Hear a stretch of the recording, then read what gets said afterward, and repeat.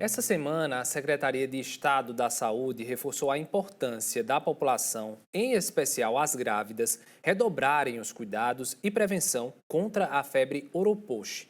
O quadro clínico neste grupo pode evoluir para casos de microcefalia, abortos espontâneos e óbitos fetais.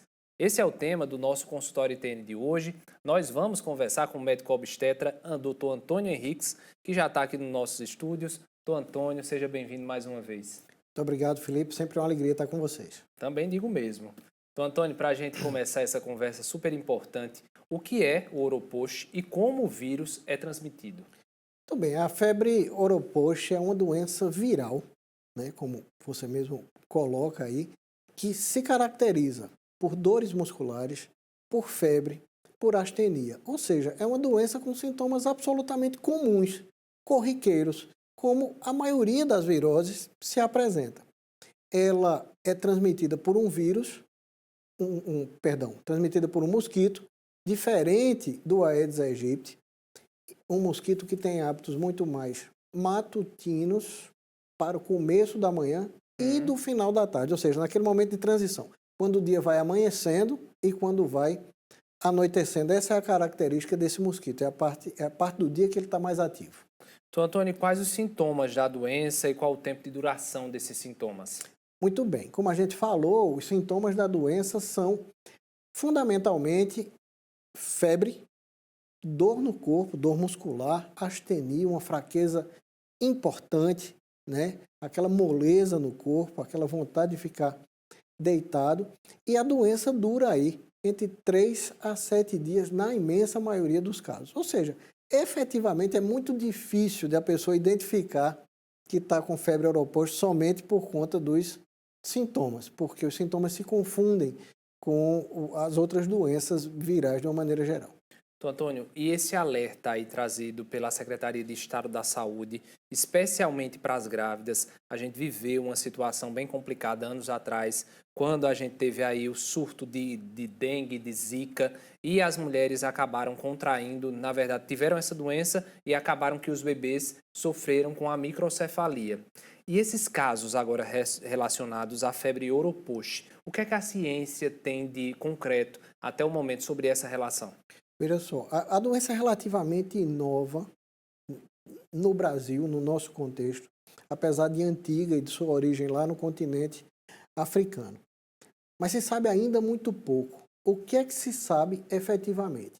Que aparentemente o vírus é capaz de causar abortamentos, óbitos fetais intrauterinos e microcefalia, ainda carecendo de estudos mais aprofundados, de estudos mais robustos que possam comprovar isso. Então, o que é que a cautela manda? A cautela manda que a gente se cuide. Se a gente não conhece exatamente quais são as consequências, e essas consequências podem efetivamente ser danosas, podem trazer um prejuízo para a gestação, e a gente precisa lembrar que não é só para o feto, também na gestante ela pode se manifestar de maneira mais grave. Corre risco. Então, é tomar os cuidados para não ter contato com o mosquito, ou para manter o mosquito longe das gestantes.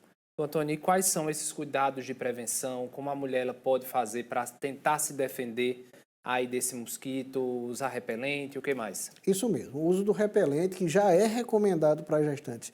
Desde a época da epidemia de Zika vírus, que nós vivemos aqui, inclusive com trabalhos fantásticos de pesquisadoras aqui da nossa cidade, né? Exemplo da professora Adriana Mello,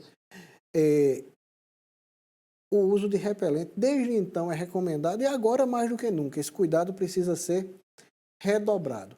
Então, o uso de repelentes que são permitidos para as gestantes, a exemplo daqueles que são à base de icaridina e de outros compostos, e é simples da gestante, e você que está em casa, identificar que repelente você pode usar, porque se você ler o rótulo, ele vai estar lá. O que não pode ser usado tem uma gestante com a roda cortada, né? Assim, aquele sinal de proibido. Não pode usar para gestante. Isso está muito bem sinalizado. Mas a imensa maioria deles hoje pode ser usada com segurança e deve ser usada. Para além disso, se recomenda que aquelas mulheres que vivem em áreas em que há muito mosquito, e é difícil de identificar, ninguém vai estar olhando ali a perninha do mosquito para saber como é que ela é que faça uso de telas nas janelas, que use os famosos cortinados que a gente usava antigamente, mosquiteiro, né? E que tome esse tipo de medida, né? Naturalmente evitando o uso de inseticidas, desses inseticidas em spray, em aerosol, em grande quantidade na casa, porque eles também podem trazer prejuízo para a gestação. Então aí a gente precisa ter esse cuidado quando vai dedetizar, se vai dedetizar o ambiente, é importante que essa gestante permaneça distante até que o produto esteja depurado. Perfeito.